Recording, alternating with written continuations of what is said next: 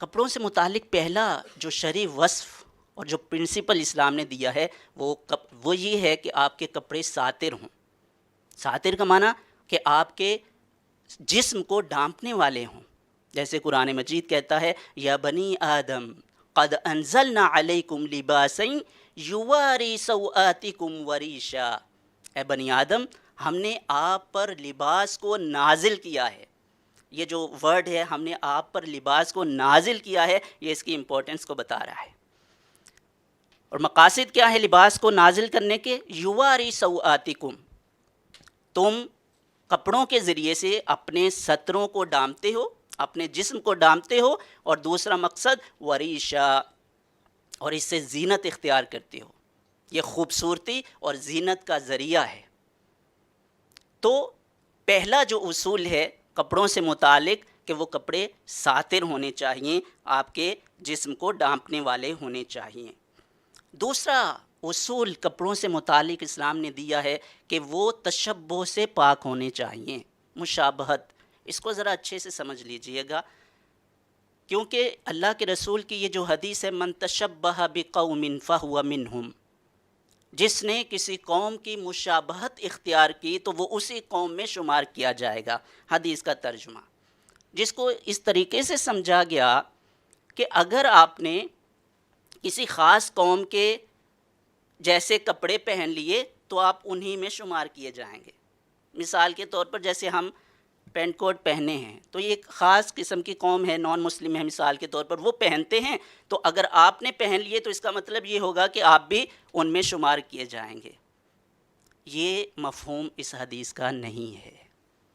اگر یہ معنی لے لیا جائے تو پھر تو حضور علیہ الصلوۃ والسلام نے کتنے ایسے آئیڈیاز ہیں جو نان مسلم سے ایڈاپٹ کیے۔ غزوہ خندق آپ جانتے ہیں اس کی ہسٹری کیا ہے۔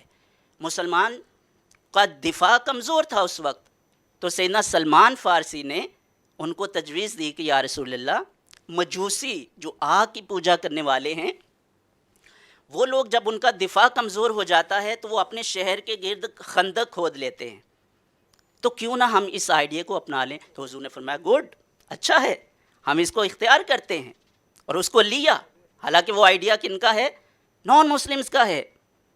اور پھر منجنیق جنگوں کے اندر استعمال کرنا، مشرکین کفار نان مسلم استعمال کر رہے تھے، لیکن اللہ کے رسول نے اس کو استعمال کیا، اور حضور نے فرمایا الحکمت دالۃ المؤمن فہو احق بہا اینما وجد، یہ حکمت، یہ وزڈم، یہ مومن کی گمشدہ میراث ہے، جہاں سے بھی اس کو ملے وہ اس کو حاصل کر لے۔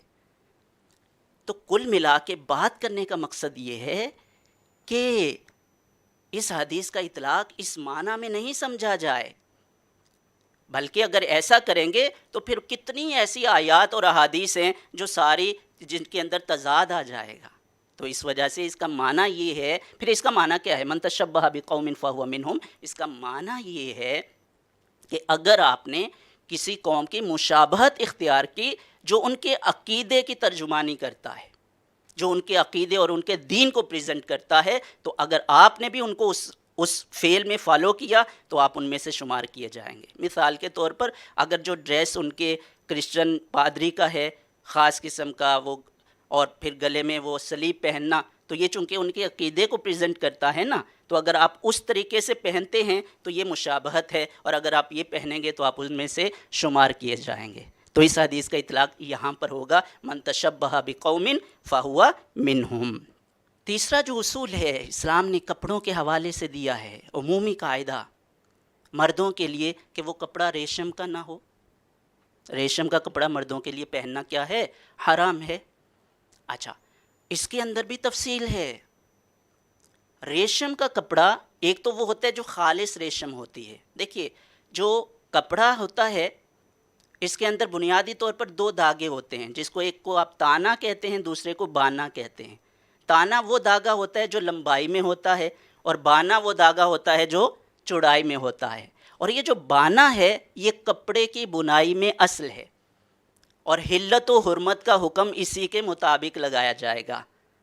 اگر تو کسی کپڑے کا تانا اور بانا ریشم پر مشتمل ہے وہ حرام ہے مردوں کے لیے، لیکن اگر کپڑے کا دھاگا جو تانا ہے وہ ریشم کا ہے اور بانا غیر ریشم ہے، ریشم کا نہیں ہے، وہ کپڑا پہننا جائز ہو جائے گا۔